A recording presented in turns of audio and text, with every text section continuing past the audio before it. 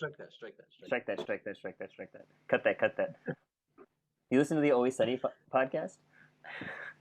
Yeah, yeah, yeah. Yeah, I love okay. it. Cut that, cut that, cut that, cut that. Okay, welcome to the Taking Umbrage Fantasy Football Podcast, where your takes are bad and you should feel bad. My name's Jason. And I'm Kyle. This is our third episode, and this one is going to be giving some advice on something that many of you hate. We're we're gonna hope that we can convince some of you to change your ways and cross over to the dark side. Some might say the better side. I would say that. I'd argue that as well. This episode is why you should play with IDP. Why you should be playing with individual defensive players. So before we get started here, this is definitely it's a hot button issue. We've had people quit our league multiple times because of IDP. Yep. Multiple times we've had people throw absolute fits, myself included, sometimes about the fact that we have IDP and do it the way that we do it. So we're gonna try and break down like the best way to incorporate it into your league to make it like the most fun and actually work and not have people flip out quite as much, or maybe more. I don't know. Maybe. Yeah, it's gonna make people are gonna get angry. People always get angry. That's the thing. People are passionate, right? But we're gonna talk to you about that. But we're also gonna talk to you some strategies. If you already play IDP, this that could help you as well. You know, maybe you're new to the format. This could help you out for some tips, some strategies that we employ. I've been doing IDP for like 15 years or something in one of my leagues, and I love it. It's a lot harder. I think the main drawback is that it's a lot harder to do the research. A lot of places don't cover it. You know, it's very offensive minded, but uh, it's simply more fun. It's more fun. I was listening to the Yahoo podcast, and at the end of it, they started talking about kickers and why the Yahoo Fantasy Football podcast recently about um, running backs and the Ravens. But they started talking about kickers at the end because somebody was so mad that they still had kickers, and they were having a discussion. You know, why would we not use kickers? And one of the guys was like, "Look, if you're going to get rid of the kickers, at least add more players because the whole point of this is for it to be fun, right? And the more players that you have, the more positions that you have, the more fun it is. The more players that you get to watch and you get to track." And I was like, "That's exactly what my argument it is for IDP. Like there are more players that you get to watch, and I watch like so many of the games, being able to watch them all and see like I have 4 players in this game, I have 3 players in that game, I have 2 players, I have 5 players in that game, in all these games because these defensive players just add so much more, and it's so delicious watching as the other team's players play poorly. You watch them rushing the passer constantly, and they can't get home all game. They're so close to getting that strip sack, and you know that your buddy was watching it too, and he just can't swipe down on the hand at the right time. I'm just gonna say it's a little only slightly more exciting than watching a kicker go warm up on the sidelines so that It's he a can miss a 40-yarder.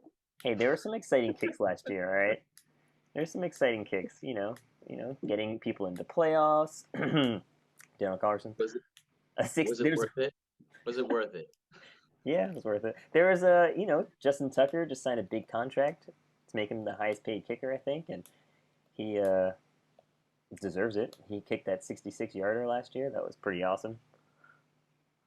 I say instead of getting rid of kickers in fantasy, let's just get rid of kickers in real life too.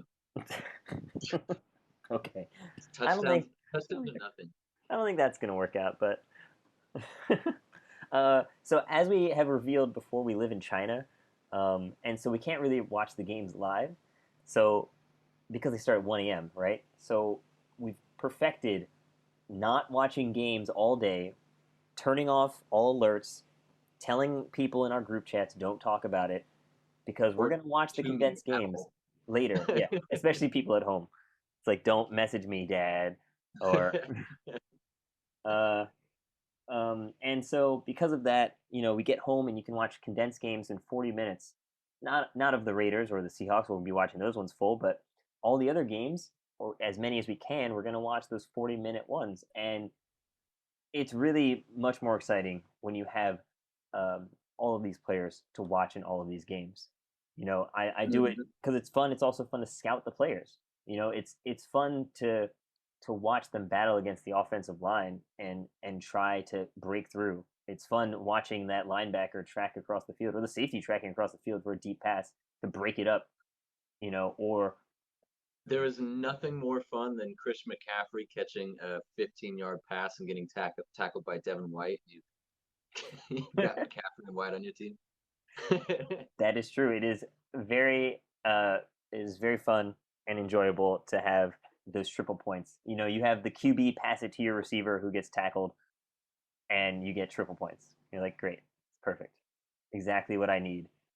You don't need to Yeah. get a 60-yard touchdown um, as the only way to get a huge splash play. That's also a great part of the IDP. There's some faults though. I can admit that there are some problems with it.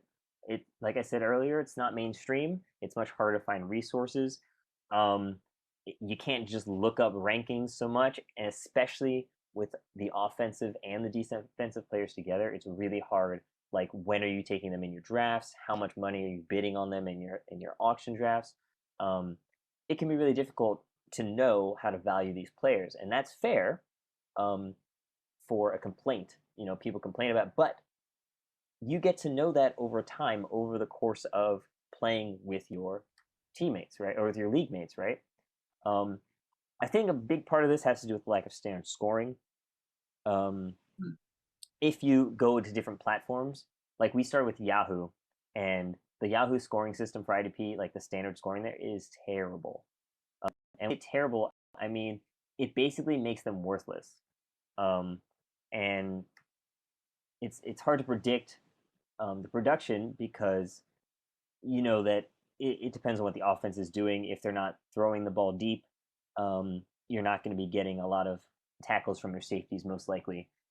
If they're not throwing to that corner, then he's not going to get a lot of pass defenses or interceptions because they're too scared of him. That was the problem with Namdi Asmoah and um, what's his name? Revis Yeah, or Daryl Revis. Um, Sherm. yeah, back in the day. And that's why these like slot corners tend to do better, and why the safeties that play in the box do better because they're closer to the line of scrimmage. They get more tackles this way. Um, but on offense, you can predict where the touches are going. Like that this running back is going to get the ball.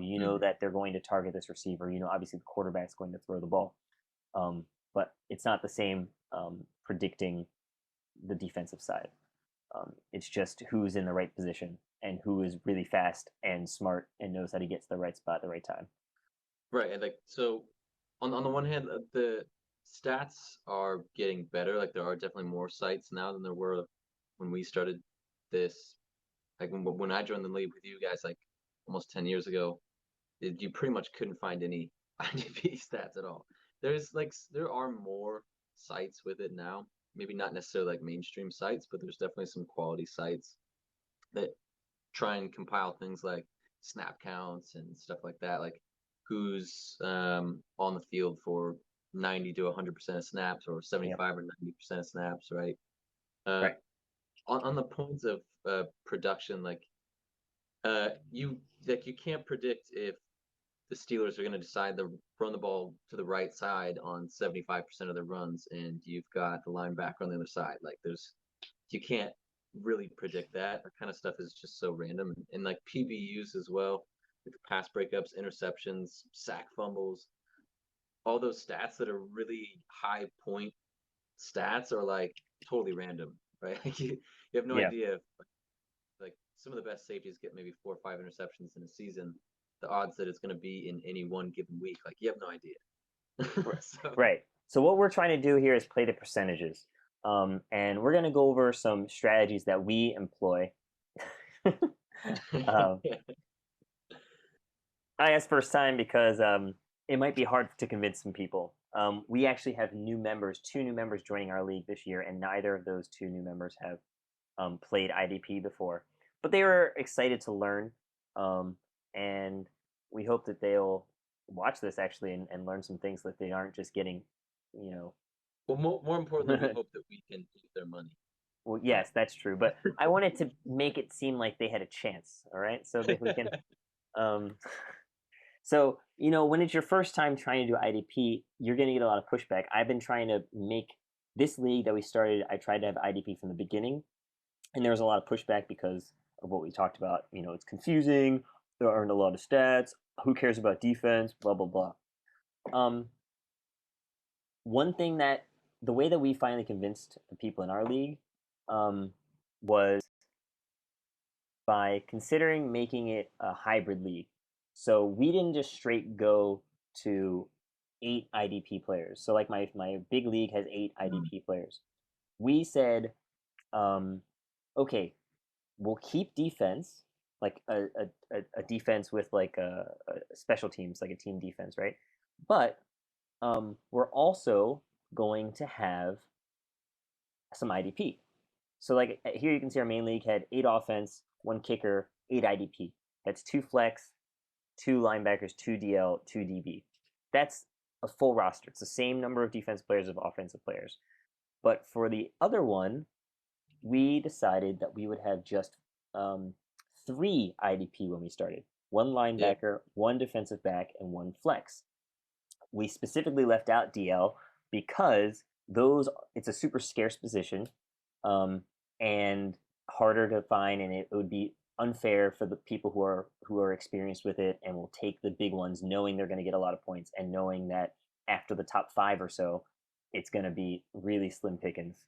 Um, so we started with those 3, and then we were like, okay, you can see it's not so bad, and we moved up, and now we're sitting at 5 IDP, and I'm hoping that maybe next year we can convince people that we go up to 8 and get rid of that DST also. But for right now, we're at 5, which is still a sizable number, especially with 12 teams. That's 60 starting defensive players, and you're going to roster some on your bench as well. So Well, you will. I will. I will. Because I'm a smart guy. I like to play keep away. And I'm a fun guy. Yeah, all right. Mushroom head. Is that Aaron? No, Aaron Rodgers? No. Ayahuasca? What is ayahuasca? Anyways, scoring, as we say, can be a big issue. Lots of people are skeptical because they don't understand the scoring, aside from just the positions and like rankings and stuff. And so, um, I told people, I've played this for a long time, and we'd adjusted the scoring many times. Like, just trust me, this is going to be a good scoring method, at least as a baseline. Let's start at this. And we had conversations, and we compromised on a little bit less than what we had. I said, okay, fine. This is just the beginning. We're trying to work out the details. It's fine to change up scoring as the years go on. Again, our league is a keeper league.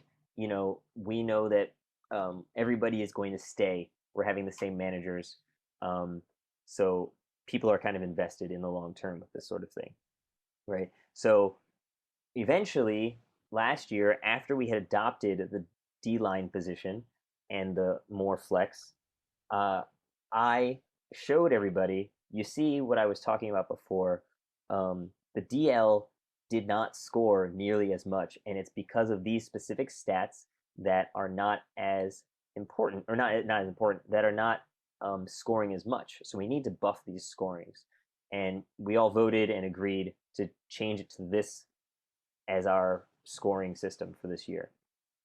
Okay, so um, this is a everything heavy league. Some leagues are tackle heavy, some leagues are splash play heavy. This is an everything heavy because my whole point was I want the top defensive players to be similar, maybe not the same, but like kind of near what the top offensive players were. So like last year, the top defensive player was either Foye Aluakan or Sackman TJ Watt. TJY, yeah. Yeah, and they were like not even top 20 of the offensive players. And it's like TJ Watt had a historically good season, and Foye Lucan had like 185 tackles or 190 tackles or something ridiculous like this. And they weren't even in the top 20 of offensive players. Like they are better than Terry McLaurin. Okay, like I don't care that Terry McLaurin's a good receiver. Right. These So players are better how than we Terry kind of McLaurin.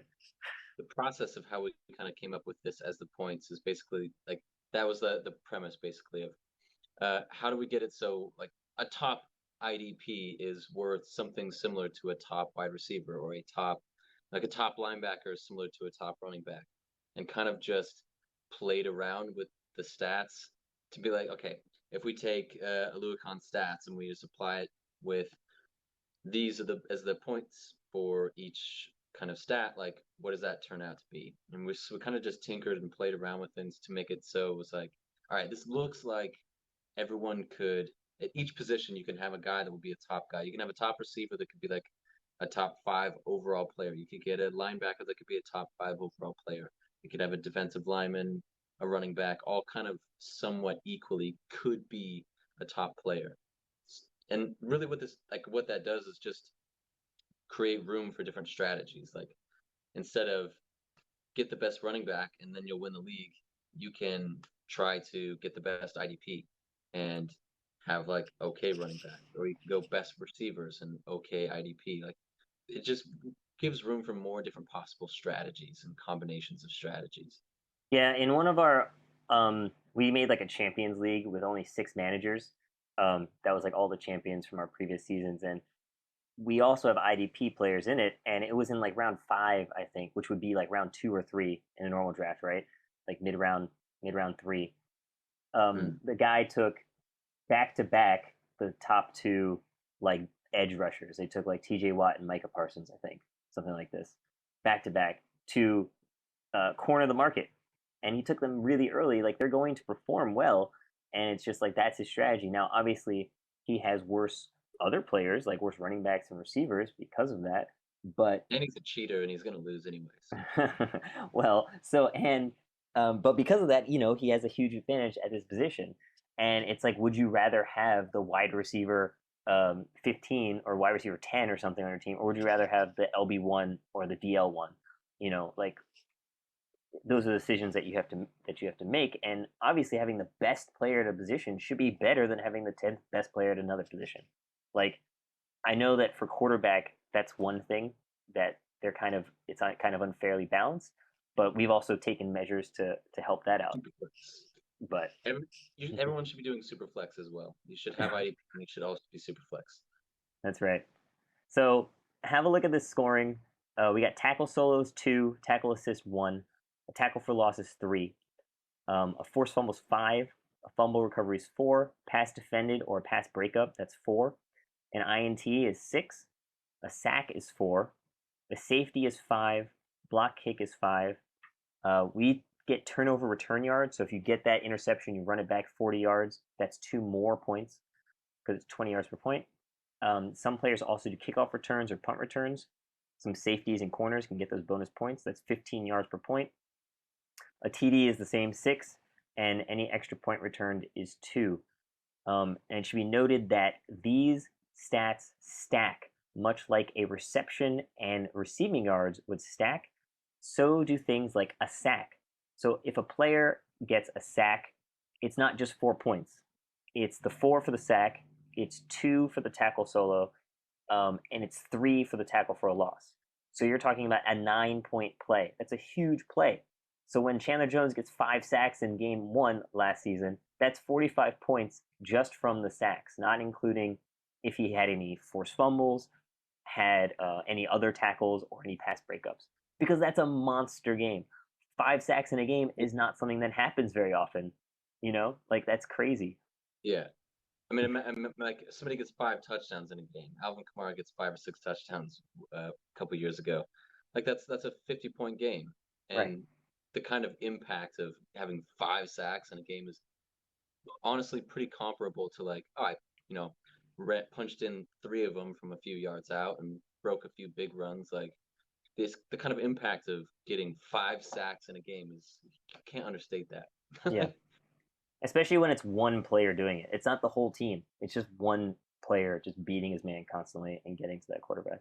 So IDP allows for much bigger splash plays. If you can get 1 sack from your lineman, that's all the points you really need for the whole game to make it an average guy, like a better than average guy. If you're getting 8 or 9 points every game. Now, obviously, you'd want to have some other tackles and some other stats in there to help you out. um, but they're going to fluctuate. We'll get into those specifics later, but I do like that a strip sack, mind you, a strip sack and a recovery and a touchdown. If you were to get all of those together in our league, that's a 24-point play. That's a Yeah, sack, a tackle there's gonna be solo, some 6, tackle envy. for loss, 9, fumble force, 14, fumble recovery, 18, and the touchdown is 24. Like, Plus return yards. oh, plus the return yards, right? So like it Somebody's gonna could. be really upset this year. There's gonna be a couple really mad managers. Right, it's gonna happen sometimes, and like you might be thinking that's crazy, it's too fluky. Whatever, game football's random sometimes. Like sometimes the ball is going to the defender, it goes through his hands, and the guy catches it, and now his defender's out of the play, and he gets an 80-yard touchdown. Like that happens sometimes too. That's a 15-point play. Here's the thing too. If somebody gets a sack fumble, they recover it, run it back for a touchdown. The odds that they're actually like going to be all that much like they're probably not going to do a lot more things in that game. Like the odds that they'll get like a couple more sacks or pass defense, like probably not. Like you get a good monster play like that. Most likely that's kind of like your day for an like a defensive player. Not a whole lot of players are doing like multiple strip sacks for touchdowns in a single game. Except for when they do, and then it's great. It's so great. TJ Watt, watching TJ Watt last year was so awesome. It's just, I feel like it just gives you more like love of the game, man. Just like watching both sides and really watching those players on defense. We're gonna get into those specific positions. Uh, oh, not yet. Talk about some general strategies that we had. General IDP strategies. Right. So the first thing, like basically with whatever in fantasy, like kind of the number one thing is you have to know your league. You have to know what your scoring is. Like if you adopt this scoring that we've come up with, or if you have whatever default Yahoo scoring settings, however your scoring is set up, like you need to understand what is going to make a player valuable or not valuable. Um, you have to understand your league mates as well. Do they value IDP? Do they value IDP properly, or do they value it um, like certain positions more than others, whatever it might be? Um, and I would even break it into two things. Like there's how did they draft them, and how do they value them in trades? Like in our league for the long time, like I think the prices in the draft have kind of started to come up for IDP, but also if you try and trade for someone's IDP, they won't trade them. But if you try to give an IDP in a trade, they won't take it. Yeah, Trading the IDP is kind of like a weird one where people like, I don't know, don't always know how to value it. It's getting a little bit better in the draft, but in terms of trading, it's still kind of like a nobody really knows. yeah. So, Well, because it's also again like we were talking about with predicting, predicting what they're going to do. Like there are only so many things that you can do to predict production. Like nobody could predict that Trayvon Diggs was going to have 11 interceptions last year, because that's insane. It was like 7 in the first 6 games. Like it was crazy what he was doing, and like there's no way to predict that's going to happen. And I would definitely not think that it's going to happen again. I don't think mm, TJ Watt's going to have 22 and a half sacks again. I don't think Robert Quinn's going to have 18 and a half sacks again. Like, it's hard to predict I don't that sort of thing. It's just, that guy is good. Please do the good thing. You know? know. A couple other things here. You really want to know how many starters that you have. And another kind of know your league mates thing is do other players keep IDP on their bench? So you mentioned before that you keep them. I typically don't keep IDP on my bench. And it is because of this exact reason, like how many starters we have and the fact that nobody else keeps IDP on their bench. There a lot of times will be waiver pickups that are like it's plentiful. Like it's nice to have like a really awesome linebacker on your bench or safety on your bench that you can kind of put in your lineup anytime, whatever. They can play the matchups and stuff. But in most IDP leagues, just because of the sheer number of players rostered versus how many players can actually make an impact and compile stats on defense is there's just a lot of options. Like think on offense, you have your wide receivers, tight ends, running backs, quarterbacks that can actually get stats. And then you have five positions, all of the linemen that don't get any stats. Whereas on defense, every single player on the defensive side of the field or defensive side of the ball can get stats. So there's just a lot Can. more layers. Can, yeah. But there's just a lot more options, a lot more guys Right. that There are more get. options. It's not unreasonable for the team to be starting five defensive backs or four linebackers, that are, and you could be using any of them really. Like any of them could pop off. Obviously, there are better ones than others, but the point is valid that outside of the top three receivers on a good team, you're probably not going to be looking at them, and usually Mm. not even outside the top two. And running back, same thing. Like you're usually not outside the top two running backs on the team, but top three. Um, there might be three linebackers on a team, might be three defensive backs, might be three linemen. It depends on how deep your league is, right? So for our league, with only five, like we're talking about 60 started IDP, it's not that many, but I have 8 started with 14 teams. That's 112. That's almost double the number of started players. So you need to have a lot more players that and rostered, um, just in case. Do you do this too? So I said when I'm building my roster, I do it just like on offense. This is some more strategy. On offense, you like to have a combination. I like to have a combination of safe floors and high ceilings. So players that I can get that dependable 10 points a game, 15 points or something, and then players that should have those blow up weeks where you're getting 20, 25, 30, 35, or sometimes even 50-point games.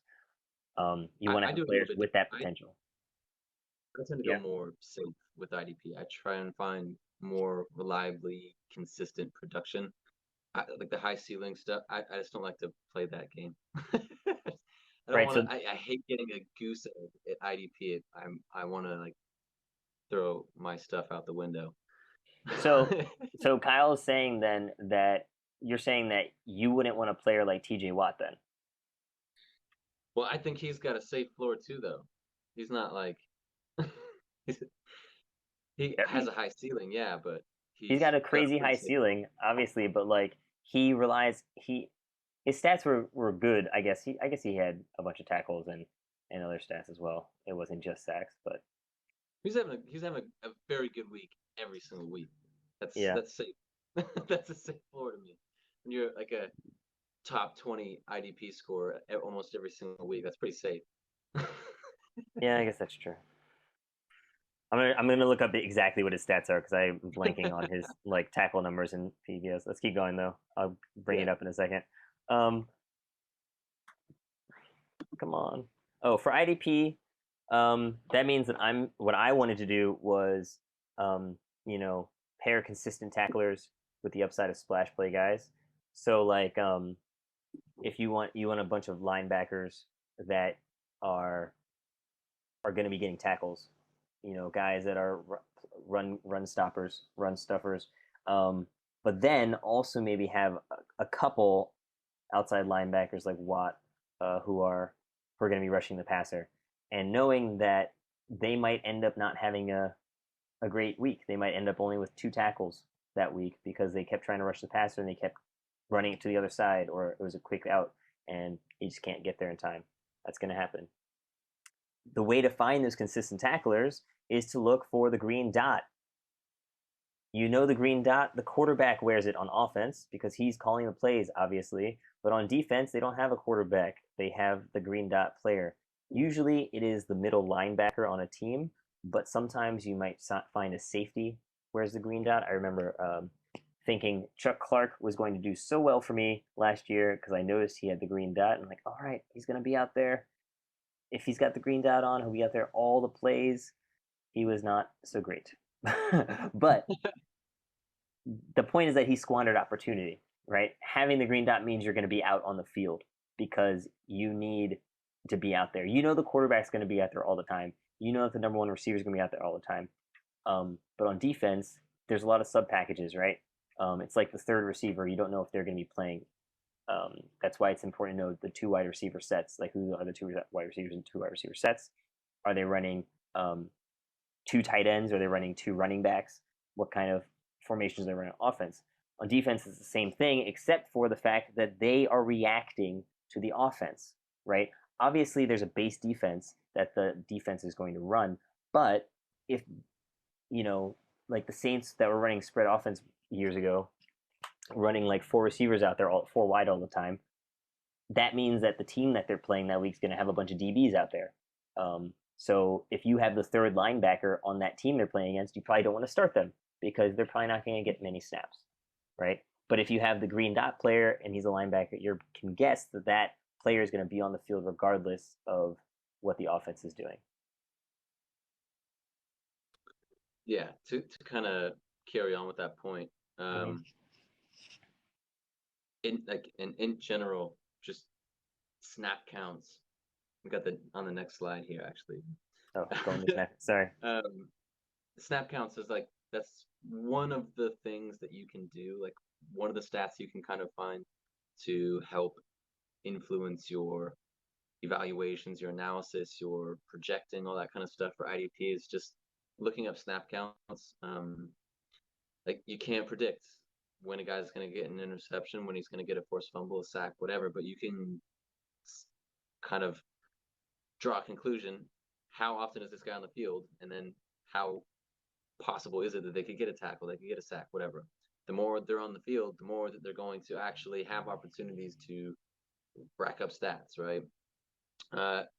One of the things that helps with identifying players that will have higher snap counts are teams that are bad on third down on offense and or a defense, or sorry, bad on third down defense as well. So, for example, Russell Wilson led offense perhaps might not be the best on third downs, you know, Mm-hmm. therefore leading to a defense on the field more. I don't know. I don't I have know a stat when for that that's later. Don't happened worry. before. I have a stat for that later. Yeah, if you can find, like you said, the green dot, that player is probably going to be on the field close to 100%, if not 100% of the snaps, and that just means they have an opportunity to get some kind of stat on every single play of the game, right? That's what you want. So exactly, like you think like for running back, if you have uh, um, a running back duo, you've got a split backfield. Well, your running back might only get 50%, 60%, 70% of the carries, right? And that's even when he's on the field, do they run the ball? Whereas a linebacker that's on the field 100% of the time, he has a chance to get some kind of points 100% of the plays. Like it's always Right. possible. Now, that doesn't mean that it's everything. Okay, obviously, snap counts are not everything. It's just a good indicator of opportunity, like we said. So I Yeah. said I would find TJ Watt's stats. He had 64 combined tackles. So that's about four per game. I guess a little bit less because it's 17-game season. So a little bit less than four tackles a game. He had 21 tackles for loss, 39 QB hits, jeez, 22 and a half sacks, as we know, five forced fumbles, and seven PDs, passes defense. And that was in 15 games. Oh, 15 games. So more than four, sorry, more than four tackles a game because it was 15 games, not 17. Right. So that's a good floor. Four tackles per game, right? Four tackles a game, plus like he had a sack in all but 1, 2, 3, 4 weeks that he played. Yeah. And but to counteract the snap count point, I looked at his snap counts and he had 73% of the snap count on the season, which was his lowest number by far, actually. He had 82, 86, 86, and 88 in his first 4 years. So 73 is way lower. But obviously, talent outshines the snap count in this particular situation. You're not going to be like, I'm not playing TJ Watt because his snap count's only 73%. No, obviously, he's amazing, and you want that guy. Well, the thing is, well, I'll touch on this a little bit more later, but like, so that's actually a really high snap count for the position that he plays, right? So you have to consider what position they're actually playing, right? Right. He is like in name a linebacker, but really he's a 3-4 outside linebacker, and therefore is pretty much just he's a defensive end most of the time. Right. And for a defensive end to have that high of a snap count is actually Pretty good. it's really really good. Like a lot of defensive ends are in the 50, 60, so to be up at 75, that's actually like he's getting way more opportunities than a lot of other defensive ends. Yeah. And in most leagues, he'll probably be dual eligible, like or most Well, platforms. He'll be not in all platforms. Yahoo. yeah, well, he should be He absolutely should eligible for be. both. Sleeper has him as DL and linebacker. Yeah. Um, but so that's why it's kind of a risk actually in Yahoo. He's more of a risk in Yahoo because he doesn't have that DL eligibility. Because Mm. linebackers mostly do have safer floors because there are so many that get tackles. The leading tacklers in the league are, I'm pretty sure, always linebackers. Sometimes the safety will creep up into there, but it's almost always linebackers in like the top 10. Um, and And specifically, almost always inside linebacker. yeah, the middle linebacker or the inside in a 3-4. Um, and they're the most consistent, right? They're going to be getting 10, 12 tackles a week. Um, and that's great. That's fantastic if you can find those players. That's the best getting 10 to 12 tackles. But if you can get like 8 tackles a week, that's still pretty good. That's Yeah. 130 tackles on the season if you get 8. And if they're all solo, let's say half solo, half assisted, that's 8 plus 4, it's 12 points, right? That's pretty good. Not to mention the other periphery stats that they could get. Right. Like if you got 12 points out of your wide receiver two, you're like, okay, I feel fine for the week. Right. Like That's they how I didn't feel kill about me. I Bobby didn't lose. Bobby Okereke. Okereke? Okereke. I forget which way it is. Okay. No, that Okereke. That guy is Yes. he's like he Darius Leonard's next to him and he's getting all those tackles, but he has the ceiling of all of the splash plays, interceptions and sacks and stuff. But Okereke is next to him and he's not getting so many splash plays, but he still has that nice solid tackle floor. So he's a great, linebacker 2, linebacker 3 target, for example.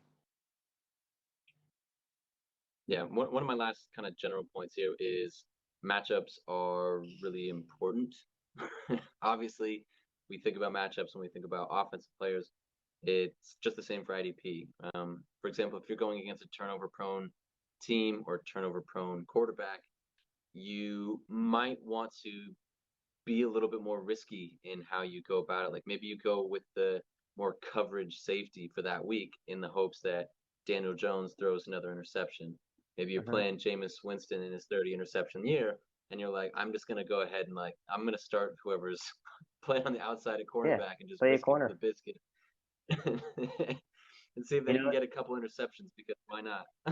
maybe it's you've got J.C. Jackson last year on the Patriots, and they're playing a rookie quarterback, and Belichick's always confusing them, and getting them to throw picks and stuff. So same kind of idea. Yeah, and also thinking about the offense that they're going against, it's really important that the offense they're facing is a good enough offense to stay on the field, right? Like if you're just getting three and outs all the time over and over, you're not getting a lot of snaps on defense, and therefore you're not getting as many opportunities. So Right. actually going against somebody like a Kansas City, for example, that has a high time of possession, like obviously you might not get the big plays like sacks or interceptions off Mahomes, but you can rack up a lot of tackles if you kind of want to play it that way. Like they're going to run a lot of plays, there's going to be a lot of tackles, and so Right. we could Right. Right. Right. possibly play it safe and just go for that floor. Right. So it's not just the snap count percentage that we're looking at; it's also the actual total number of snaps. Because you could get 100% of snaps, but your defense is getting off the field constantly because you're against a bad team. Um, but that's worse than a player that gets 75%, but they're on the field the whole game because their defense is bad and their offense is bad. Last And point. last one here, this is a really big one. Uh, the best defensive players in real life football are not always the best for IDP. I think at linebacker, that's a little bit safer, and even defensive end, that's a little bit safer as well. But like, especially in the secondary, just because somebody is a stud in real life does not mean that they're going to be a productive IDP in fantasy. In Yeah. fact, Jalen Ramsey, for example, we could say is the best corner in football. I would never have him on my fantasy team. Well, actually, I believe last year he made a lot of strides in his production. It's because of that star role that they put him into, where True, he was true. kind of like playing closer to the line of scrimmage. As a bad example. As a bad example. I think I brought him up as a thing. Let's see. Um, so no, but your point stands, and you're right. You know, the best, specifically coverage corners, are not going to get um, the targets like we talked about. Like one of the reasons Trayvon Diggs had 11 picks is because he was actually not that great of a corner. Um, Yeah. like nothing. I think it was against the Patriots I think it was against the Patriots where like he had a pick six, right? And then on the very next play, they threw at him again, and he like falls down because he went for the pick, and then they score like a 60-yard touchdown. So it was like, you know, he's good but he's playing risky, and like so he was one of Yeah. those risky assets on defense for the real life Cowboys because it was great that he was coming with picks and he was making plays on the ball, but he was also giving up tons of yards and giving up touchdowns. And it's rare that you have a corner Right. that has both those ridiculous ball skills while also getting torched.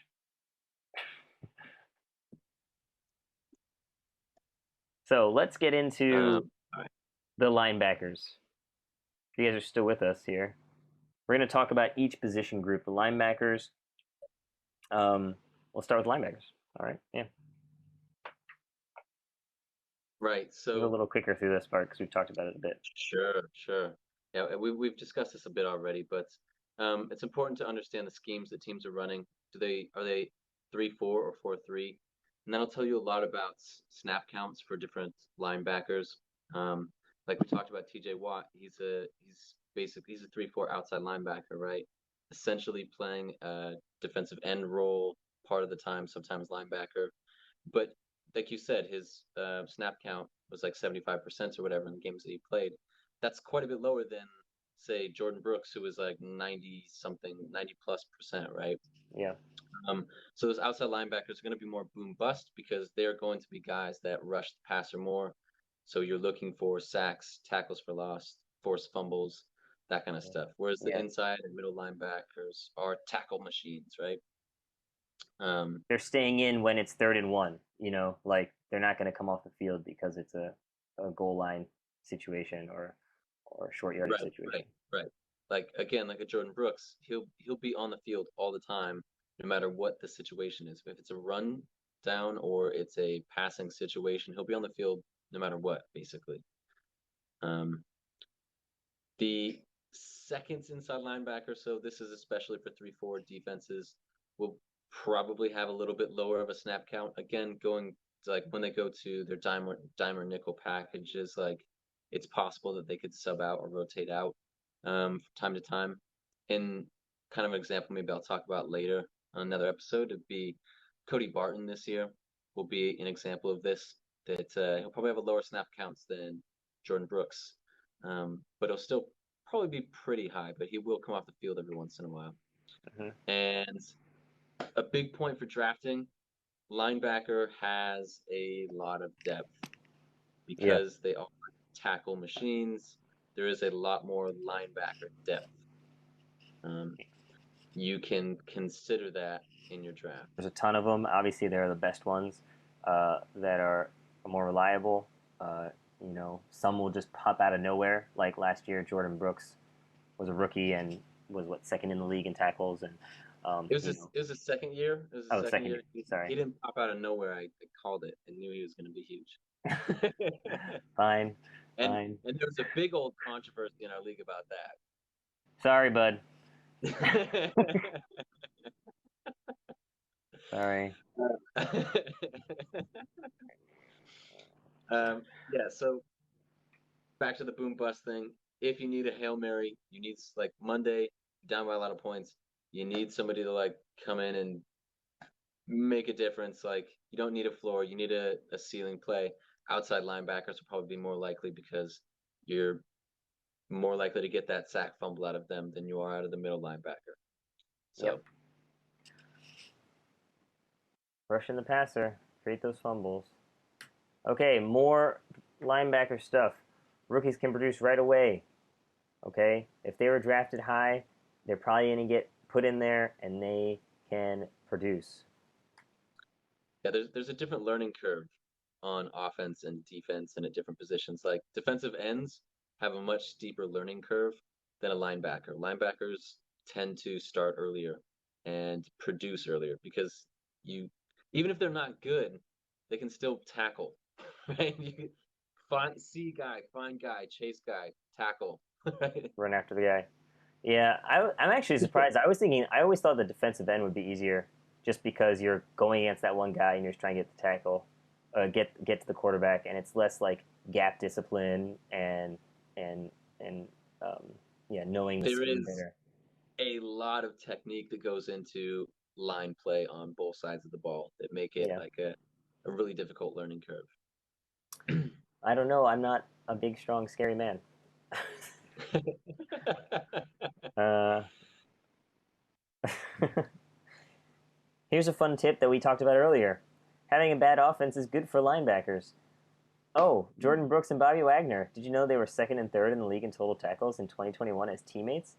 That's crazy. The reason they were able to be the second and third most tackling players in the league was because the Seahawks had an offense that couldn't stay on the field. Here are some hilarious stats to find out about the Seahawks last year. If you didn't know, if you didn't watch any Seahawks games and hear the broadcasters talk about their terrible time of possession, here's some stats to back that up. Uh, so least number of drives for any team nine. Oh, sorry, that should be plays, not drives. The least number of plays of any team with 977. That's compared to the second and third fewest at 1035 and 1037. That's 58 play difference. That's almost a game's worth of plays that they had less than the next worst team. And these are the worst teams. It's not the best team, right? That's So the average time of the drive was also terrible. It was 2:19, 13 and 14 seconds shorter than the Jets and the Texans. So your offense stayed on the field less than the Jets and the Texans.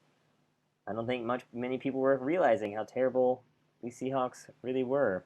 I mean, to be fair, they were a quick strike offense. Sometimes it was just like a two-play, 70-yard drive, and they scored a touchdown. Okay, that did well, happen sometimes.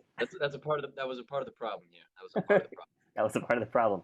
They were also last in total third down conversions and last in total fourth down conversions and percentage of fourth downs converted. So you said earlier that a team that's bad at converting on third down is good for your IDP. Exactly. Okay, Mm-hmm. that's why Jordan Brooks and Bobby Wagner had such amazing seasons, both of them as linebackers on that Seahawks team. Because there was a quarterback that could not convert on third down on the offensive side of the ball. So, so obviously you can't predict which team will have the worst uh, offense.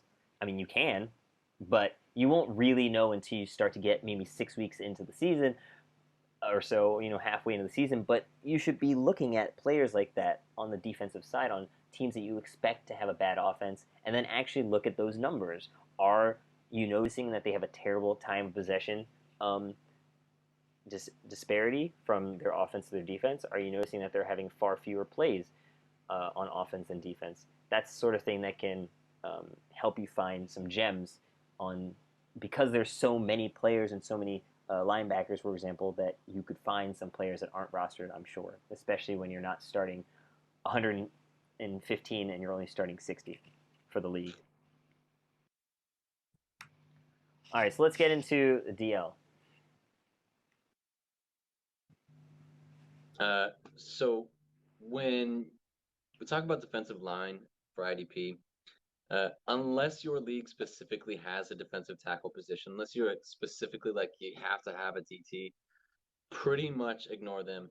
even the best in all of football, Aaron Donald, is kind of like hit or miss. Like he'll probably be rostered if you don't have a specific DT position.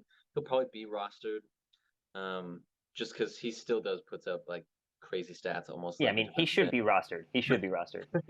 Yeah, He's just that boom but bust player that like he helped yeah, me in the playoffs last year. Someone dropped him, I picked him up, and he had those 3 games towards the end of the season where he had multiple sacks. It was great. yeah.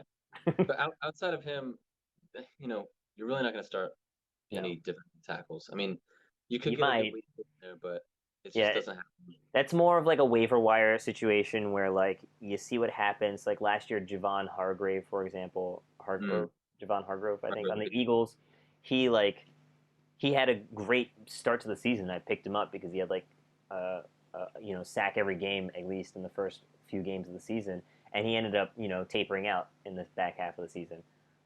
Yeah, this is especially more for like waiver wire. If you like see like, oh, this defensive lineman has just got a bunch of points here to start the week or the season. Like, he's a stud. I'm gonna pick him up. Like, just take a second and go look up, is it a defensive tackle or a defensive end? yeah, Because if it's a defensive tackle, like those are probably the stats he's gonna get for the year. yeah, Like, right, exactly. You, he you got really all have the to look stats at for it. other other stats that don't maybe show up on the stat sheet, the advanced stats and stuff. But keep in mind that the position is the most scarce, much like the tight end on offense, which is why you're always looking for that Javon Hargrove. You're looking for somebody that nobody knew was going to do something, and then hey, they look like they're popping off. Maybe I'll just stash them. I'll pick them up off the waivers, and maybe this play will continue. Um, Again, hard to predict, but keep in mind that it's scarce, which means that you probably want to shoot for the top end talent. Um, you want to I think identify the DL that has this lots of potential. one point on that, like Yeah. um thinking like considering the scarcity here of linebacker compared to defensive lineman, like when you're in your draft, just consider that. Like you might have a handful of top defensive ends, and outside of those top guys, you can have like just goose egg after goose egg, pretty much. Like you could get a reliable 2 to 3 to 4 to 5 points a week from like a good defensive end that's not one of like the 5 to 10 premier sack artists at the position. Sometimes random people blow up, right? But also that, yeah. That can happen sometimes too. But realistically, the DL's floor is zero. You know, um, just like a cornerback, it's realistically zero. They could go the Hmm. whole game and be great. They could actually be great, just like a cornerback could be great the whole time and end up getting 0 points because they didn't record a tackle, they didn't record a sack. They helped their team out immensely because they were getting double teamed. They're getting triple teamed. That's what happens to Aaron Donald, right? He gets double teamed and triple teamed, and it frees up the other players on the line to get to the quarterback, to rush the quarterback, to make him throw an errant pass. But you're not getting credited for quarterback pressures, unfortunately, or quarterback hurries. Um, but those are the types of stats that can that's help you, right? Um, that's like my my boy my boy on the Bucks. Wow, I can't think of his name right now. Shaquille Washington Barrett, Husky. No. Washington Huskies defensive tackle was his name. Oh, come I on don't know. now. Old one, Sue? No, Gerald McCoy, a No. current one. I don't know the current Yeah, DTs on the Bucks. I'm gonna look it up. It's gonna All drive me right. crazy. Well, so scoring is You not as, you carry huh? I'll keep going. The you scoring is carry not who? Vita Vea. Oh, Vita Vita Vea. Vea, God, Vita Vita Vea, Vea. Vita One of the Vea. best defensive tackles in all of football, but Oh, he's right, worthless for right. fantasy. Yeah, he is pretty great. He's very large. he Big eats man. he eats up those linemen. Right. Big So man. it's great for real football, but again, not much value. Um, Much like a blocking only tight end, not much value in fantasy. Um, Scoring is not consistent year over year um, because of the nature of sacks, right? Like we were saying, TJ Watt at 22 and a half, that's unlikely to be sustainable. He's probably going to regress. But I mean, what we're talking about regression to what 15 sacks, which is what he was Right, getting right. every year before that. Like that's still really good. And if you can say your floor, because he had like I think it was like 13, 14, 15, and then 22 and a half were his last 4 years of sack totals. Like that's really good still if you can get 15 sacks. True. So True. But um, also like there's just a lot of like a Nick or Joey Bosa, for example, like they'll have a year where they're like, wow, monsters, and then they're yeah, like injured or they just so happen to not get all of the sacks, but like actually are out there making plays and helping their team win and even helping their team get sacks, but it's not always them that gets credited with it, right? Like exactly. pressures, like we don't have pressures isn't a stat in fantasy football, right? So you can have some of these defensive ends that are getting crazy pressure numbers and crazy pressure rates and pass rush win rates that are off the charts, but they're not the one finishing all the time Right. because the offense is adjusting to that and it opens up like Aaron Donald gets double teamed every single play, and that opens up sacks for his teammates actually. Yeah. And that's why it was so frustrating for me with like Max Crosby last year because I watched every Raiders game. I watched him. He's on my team. He's on my team, the Raiders, but he's also on my fantasy team. And it's like you see how good he is every single play, how he's so close to getting there, and he's forcing the quarterback to throw the ball away. And he was, you know, one of PFF's like top two. He was like on their All-Pro team, Mm-hmm. but he had like 5 sacks total for the season or 6 sacks, something like this, which is the worst of his career, despite having it be his best year and being named to the All-Pro team. Yeah. Like it's just it can be so frustrating sometimes, and I get it. And like that's again one of the faults of IDP. It's like you don't get credited with that stuff that clearly shows you're a great player, but it's not actually getting counted in the stat sheet. Well, Cooper Cup doesn't get points for run blocking, so Yeah, right. He doesn't. That's true. Um, beware the 3-4 DE. They're basically a DT. Well, more of like a DT, I guess. Is that true? You wrote that. I didn't yeah, write that. right. Yeah. So I mean, if you have a 3-4 defensive end, so the outside linebackers in a 3-4 scheme function as the edge rushers really, Right. and the three defensive linemen, like quote unquote defensive linemen, are typically your more big-bodied guys that are filling gaps, absorbing blocks, opening up the edge for your actual real defensive ends, your outside linebackers to rush the passer or get in the backfield on runs, things like that. They're more space eaters typically. Like Mm-hmm. think like Vince Wilfork.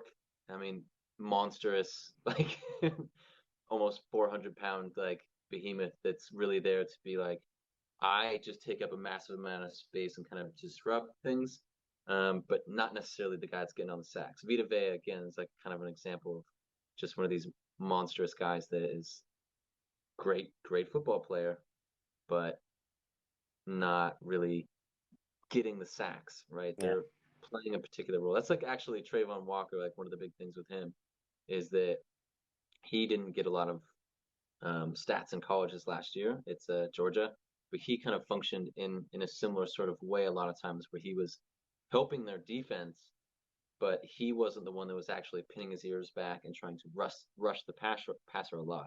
He was Yeah. more opening up things for the other guys. So interesting. Interestingly, I drafted him in one of our like startup dynasty leagues, um, as like one of my last picks, and and then I was getting it from you guys from like oh you don't know he doesn't even get any stats or anything. He's just this space eater. He doesn't he's not doing any of that stuff that you want. You know, empty stats that don't help you in fantasy. And so I dropped him. And of course, watching that first preseason the Hall of Fame game, what do you see? Him pinning his ears back and rushing the passer every single play and getting home and getting a sack actually in his like 2 drives that he played in. He looked really Just good. because a player, just because a player hasn't done something doesn't mean he can't. I know, I know, and that's what I was kind of banking on. Then you guys tricked me, and then he got scooped up immediately by somebody else. Jedi mind trick. Yeah, of course. Um, so you got to make sure to keep track. We talked about this a bit about the positional eligibility. So, like we said, T.J. Watt. We keep talking about him, but he's just so good. That's why. He's an outside linebacker, so he's got the linebacker designation. If you're using sleeper, however, he does have the um, other one, the DL DL. eligibility. So make sure you're paying attention, even if you're watching the game. Pay attention to what the eligibility is because that can obviously make a huge difference. If you can play your That's especially going DL, to be those 3-4 outside linebackers. Like Michael Parsons is another example. Like on yeah, Yahoo, probably just be a straight up linebacker, but he should be like DL and linebacker eligible he on should be. most platforms. He should be. I mean, he actually did play defensive end, so I think that's why Micah Parsons was changed midway through the season because Mm. they were running a 4-3, I think, and he was actually playing defensive end because like some players got injured, I think is what happened, and then Mm. he slid in there. You Um, might be right.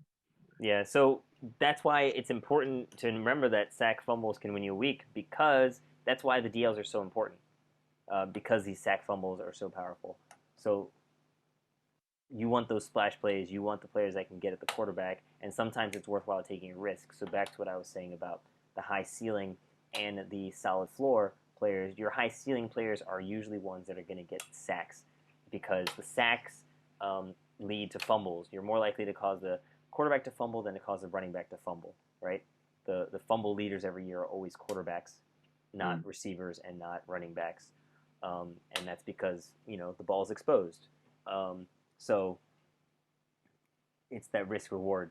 Are you taking the outside linebacker who can get you that sack fumble, or are you taking that inside linebacker who can get you the safe 12 points a game? And this makes sense as well. Like a sack fumble in a real life football game is a game breaking play as well. So Yeah, it is absolutely. Oh, I remember back when we had Khalil Mack and him winning the game with a sack fumble on Cam Newton. It was like midfield, and he won the game by sacking him, forcing a fumble, and it was like game over, we win. Thank you. I guess Aaron Donald did the same thing. Not to go back so far, but Aaron Donald won the game, right, with a sack in the Super Bowl, wasn't that what happened? Did they end the in that drive? you're trying to get me to remember stuff. I don't know. Memories. Pretty sure that the last Super Bowl was ended on a defensive play by Aaron Donald, or one of the last plays was Aaron Donald getting a sack, and that was a pivotal moment that helped seal the win for the Rams last year. Anyways, rookies come along a bit slower in the DL, as you were saying earlier, unless you're Micah Parsons, because Because he was yeah. amazing, and you should be drafting him. He's really Yeah, good. like if you just look at the sack numbers for rookie defensive ends, like even the best ones are like, they'll be around like 4, 5, 6, 7, maybe 8. Like 8 sacks for a rookie defensive end is a really good rookie season. Like not many get that. Look at like Brian Burns, TJ Watt, Miles Garrett. They're all like, between 5 and 8. Even like, these premier guys their rookie year. So it just Yeah. takes them a bit more time get to get a bit more polish in their game to be able to finish. Okay. I think we can move on to the last Yeah. position, the DBs. Those douchebags. They, as we said, the cornerbacks are boom bust. Again, pay attention to the position they're playing. If you don't have to start a cornerback, you probably don't want to.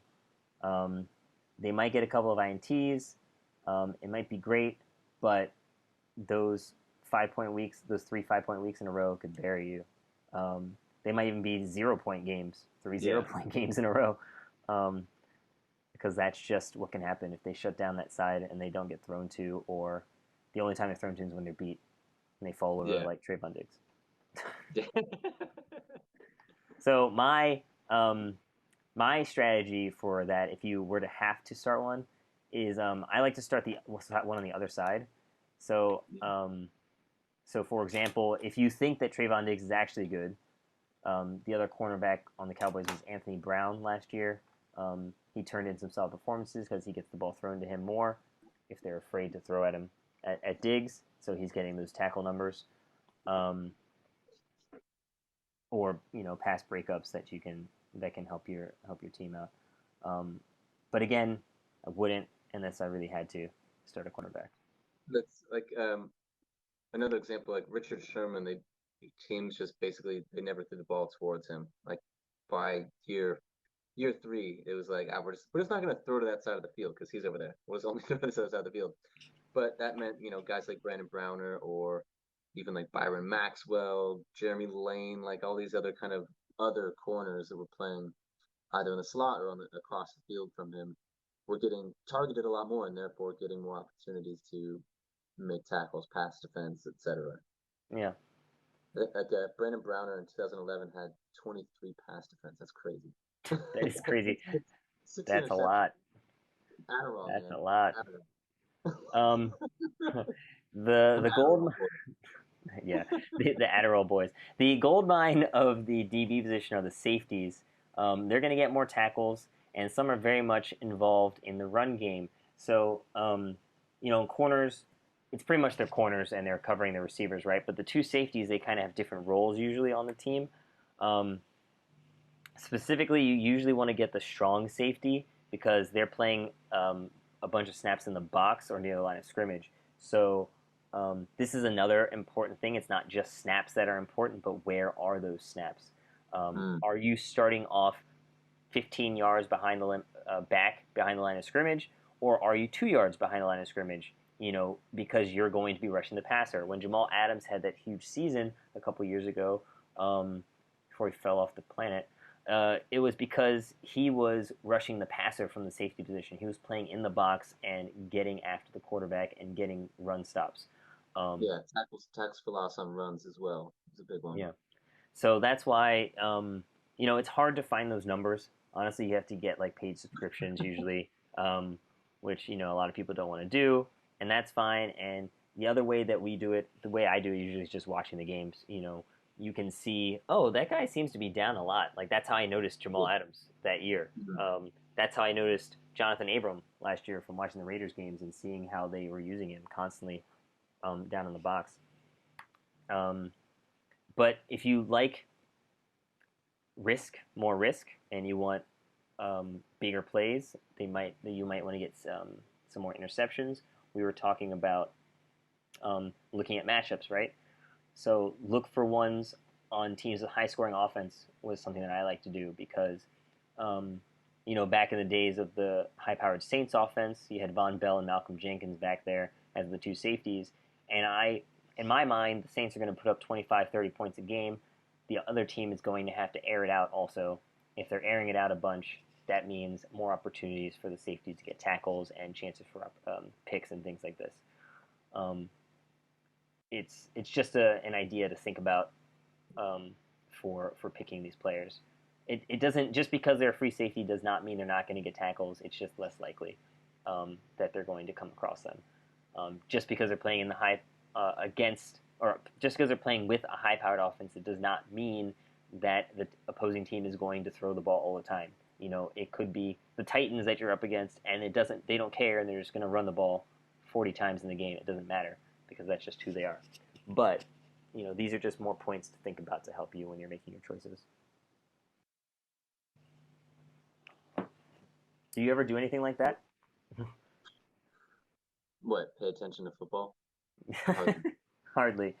The last thing I wanted to say was the nickel and slot corners.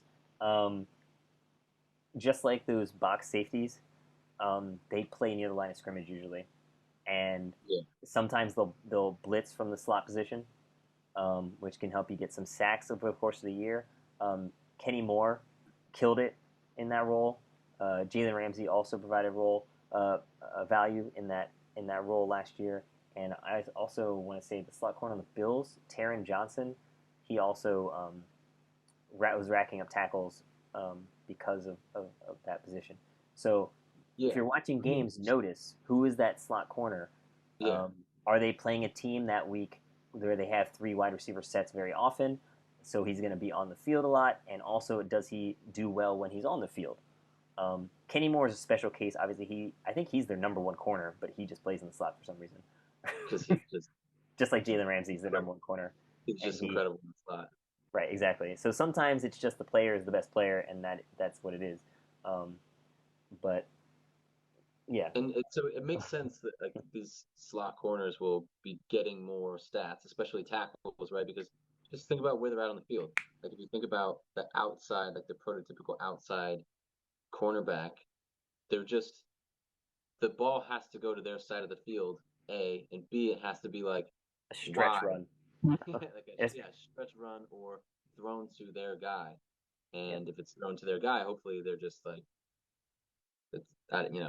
they're The not. slot corner can get a tackle on a run up the gut. It's not always going to happen, but like it could happen. Much more likely than the wide corner or They'll, an they'll off blitz tackle a bit run. more. They'll blitz a bit more as well. You might get a couple Exactly. sacks sprinkled in and some tackles for loss. Just off of blitzes from the nickel blitz or the slot blitz, which just getting it from the outside corner is just a lot more difficult because just think about how far they have to run. Right, to Yeah. go from that hash is all the way to the quarterback is it's too far, and a lot of teams don't do that. It's really risky, right? So Right. And that's the same problem with the free safety when you're backed up 15, 20 yards playing deep and it's a run play, like you're out of the play. You're not going to make that tackle unless it's a huge run. Um, unless you're like Earl Thomas unless you're Earl and Thomas or what the Ravens are hoping. What's that dude's name? Kyle Hamilton.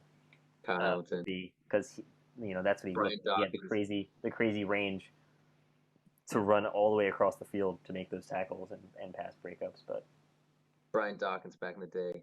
He's like another one of those free safeties that would just rack up a lot of tackles as well. yeah, I mean, this goes back to what we were saying in the very, in our evaluations. Talent is important. Obviously, talent beats out scheme and snap count and all of that stuff. If you're a great player, you're gonna find a way to make an impact. Um, but sans being able to roster the excellent talent, you want to get the ones that have that opportunity.